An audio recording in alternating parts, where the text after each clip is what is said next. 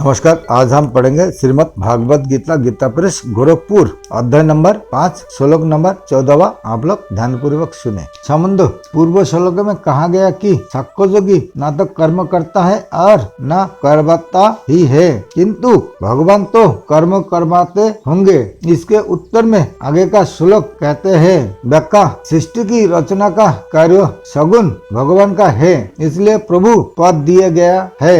भगवान सर्वसमर्थ है और सबके शासक नियामक है। सृष्टि रचना का कार्य करने पर भी वे अकर्ता ही है। गीता चौथे अध्याय का 13वां श्लोक, किसी भी कर्म के कर्तापन का संबंध भगवान का बनाया हुआ नहीं है। मनुष्य स्वयं ही कर्म के कर्तापन की रचना करता है। संपूर्ण कर्म प्रकृति के द्वारा किए जाते हैं, परंतु मनुष्य अज्ञानवश प्रकृति से तादात्म्य कर लेता है और उसके द्वारा होने वाले कर्म का कर्ता बन जाता है। गीता तीसरे अध्याय का 27वां श्लोक, यदि कर्तापन का संबंध भगवान का बनाया हुआ होता तो भगवान इसी अध्याय के 8वें श्लोक में ऐसा कैसे कहते। तात्पर्य यह है कि कर्तापन भगवान का बनाया हुआ नहीं है, अपितु जीव का अपना माना हुआ है। अंत जीव इसका त्याग कर सकता है।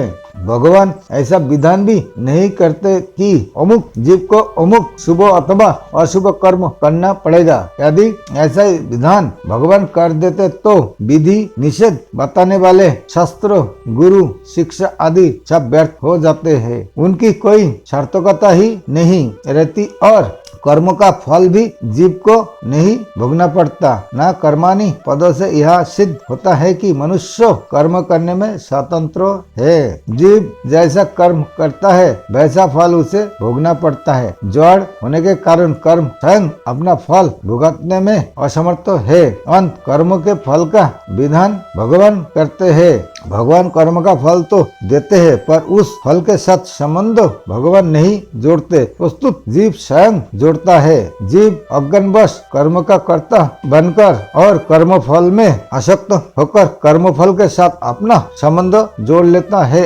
और इसी से सुखी दुखी होता है। यदि वह कर्म फल के साथ स्वयं अपना संबंध ना जोड़े तो वह कर्म फल के संबंध से मुक्त रह सकता है। ऐसे कर्म फल से संबंध ना जोड़ने वाले पुरुष के लिए 18वें अध्याय के 12वें श्लोक में सन्यासी नाम पद आया है। उन्हें कर्म का फल इस लोक या परलोक में कहीं नहीं मिलता। यदि कर्म फल का संबंध भगवान ने जोड़ा होता तो जीव कभी कर्म फल से मुक्त नहीं होता। दूसरे अध्याय के 46वां श्लोक में भगवान ने कहते हैं कि माँ कर्म फल हेतु भू, अर्थात कर्म फल का हेतु भी मत बनो। तात्पर्य हुआ कि सुखी दुखी होना अथवा ना होना और कर्म फल का हेतु बनना अथवा ना बनना मनुष्य के हाथ में है। यदि कर्म फल का संबंध भगवान का बनाया हुआ होता तो मनुष्य कभी सुख दुख में सम नहीं हो पाता और निष्काम भाव से कर्म भी नहीं कर पाता, जिसे करने की बात भगवान ने गीता में जगह जगह कही है। जैसे चौथे अध्याय का 20वां, 5वें अध्याय का 12वां और 14वें अध्याय का 24वां श्लोक आदि। शंका स्तुति में आता है कि स्तुति में आता है कि भगवान जिसकी उद्धार गति करना चाहते हैं उससे तो शुभ कर्म करवाते हैं और जिसकी अधोगति करना चाहते हैं उससे अशुभ कर्म करवाते हैं। जब भगवान ही शुभ कर्म करवाते हैं तो फिर भगवान किसी के कर्तव्य कर्म और कर्मफल संयोग की रचना नहीं करते। ऐसा करना तो स्तुति के साथ विरोध हुआ। समाधान, वास्तव में स्तुति के उपयुक्त कथन का तात्पर्य शुभाशुभ कर्म करवाकर मनुष्य की उद्धगति और अधोगति करने में नहीं है। प्रस्तुत प्रारब्ध के अनुसार कर्मफल भुगता कर उसे शुद्ध करने में है।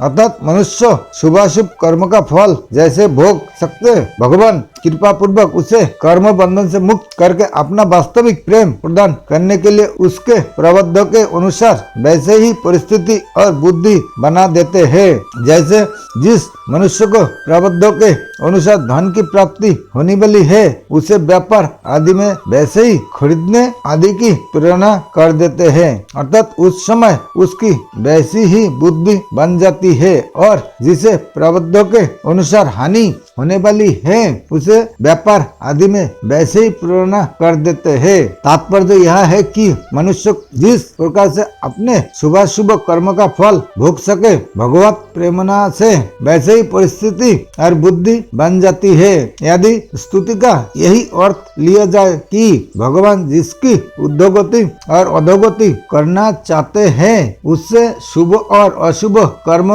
करवाते हैं तो मनुष्य कर्म करने में सर्वथा पराधीन हो जाएगा और शास्त्रों संत महात्मा आदि का विधि निषेध गुरु की शिक्षा आदि सभी व्यर्थ हो जाएगी। अंत यहाँ स्तुति का तात्पर्य कर्म का फल भुगता कर मनुष्य को शुद्ध करना ही है। स्वभावस्तु प्रवर्तते कर्तापन कर्म और कर्म फल का संबंध इन तीनों का मनुष्य और स्वभाव के वश में होकर करता है। यह स्वभाव पद विशिष्ट प्रकृति आदत का वाचक है जिसे स्वयं जीव ने बनाया है। जब तक स्वभाव में राग द्वेष रहते हैं तब तक स्वभाव शुद्ध नहीं होता। जब तक स्वभाव शुद्ध नहीं होता तब तक जीव स्वभाव के वशीभूत रहता है। तीसरे अध्याय के 33वें श्लोक में प्रकृति अंति भूतानी पदों से भगवान ने कहा है कि मनुष्य को अपनी प्रकृति अर्थात स्वभाव के वशीभूत होकर कर्म करने पड़ते हैं। यही बात भगवान यहाँ तू स्वभाव प्रवर्तते पदों से कह रहे हैं। जब तक प्रकृति अर्थात स्वभाव से जीव का संबंध माना हुआ है तब तक कर्तापन और कर्म फल के साथ संयोग इन तीनों में जीव की परतंत्र बनी रहेगी जो जीव की ही बनाई हुई है।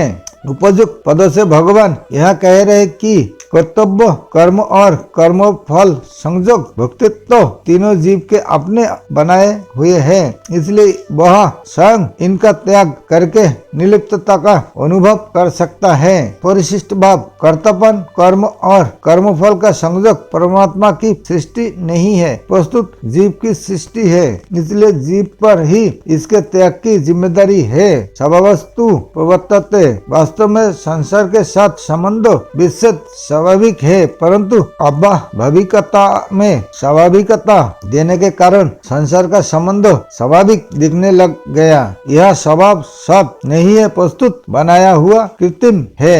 नमस्कार, आज के लिए यहाँ तक है।